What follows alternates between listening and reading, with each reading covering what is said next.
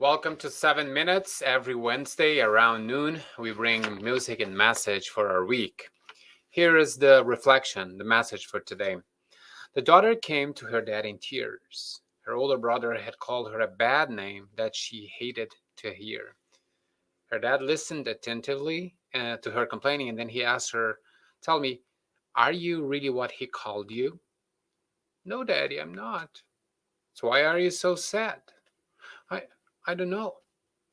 Then the father, with love, explained, "Look, darling, as you could see, listening somebody call you something is not enough to make us to feel wrong or bad. If you know that you are not that thing, then it won't annoy you anymore." Sure, sometimes it's inevitable to feel bothered by the anger, indifference, or malice that we realize in other people's words. But that dad's piece of wisdom is hard to contradict. What people call us will hurt most when we are not sure of who we are. That's a good question. What are you? Who are you? Who are we? It seems like a simple question, but it goes beyond just saying your name or your occupation. Especially when we think that in life there are things that you want to be, things that you should be, or things that you think you are. And then there's who you really are. In the field of what we are, sometimes there are things that we want to be in our profession, our personal exposition as a family member, and so on. There's also what you should be or what you think people expect you to be, like a better exerciser, better eater, better money spender, and so forth. And also what you think you are. Sometimes we think that we are better than others. Sometimes we think that we are more deserving of things than others. Sometimes we think we are above average, better than others. In Matthew 5, Jesus tells us who we are. In faith, we are the salt of the world and we are the light of the world. Jesus doesn't say that you want to be it, that you should be it, not even that you think you are salt and light. For it's not ours the power to decide that. Jesus says, you are, because faith in him makes you who you are. You are salt, you are light. And the entire list of you are's from the Bible includes more, such as royal priesthood, holy nation. You are my friends, Jesus says, if you do what I command you. You are family of God. You are citizens of the kingdom. You are branches. And the list goes on and on. Now, if you think about this deeply, eventually this sounds like a heavy burden, what you are, and perhaps even what God would expect you to be. It is actually heavy because the Bible tells other things that we are too. Even when we are in faith, we'll still remain in sin. And that's why we are weak, imperfect, God's lawbreakers, and more. That's why we need Christ and him crucified, as St. Paul says in 1 Corinthians chapter 2.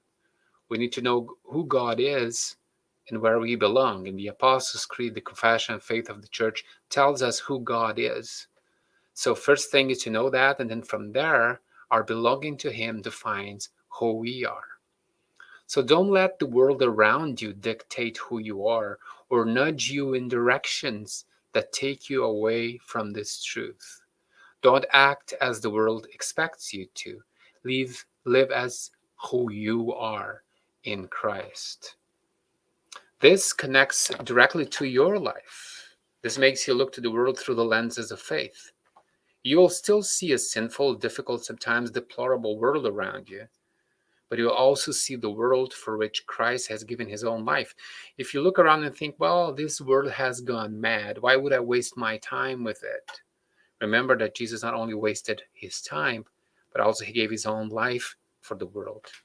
He came back alive in Resurrection Day, Easter, to assure us that as bad as it may go, he will never cease to offer love, forgiveness, and salvation, hope in him to this world. So never forget who you are. You are salt, you are light. In faith, you are a child of God, you are saved. A person redeemed by Christ and him crucified, who will live this life in him.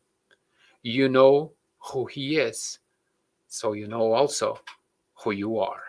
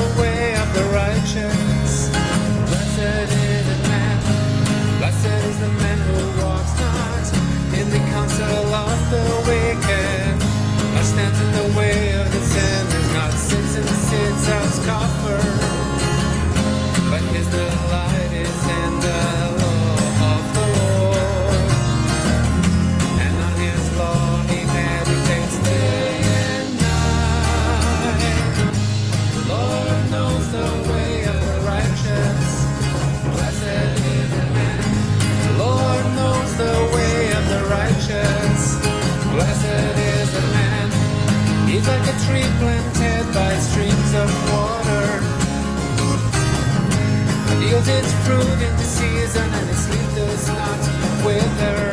In all that he does, he prospers. The wicked are not so, but are like chaff that the wind drives away. Lord knows the way of the righteous. Blessed is the man.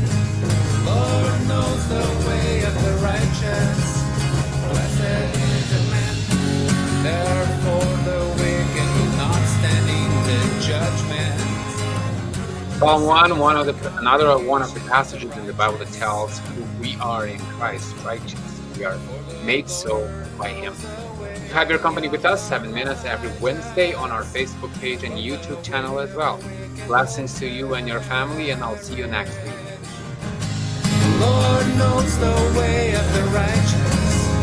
Blessed is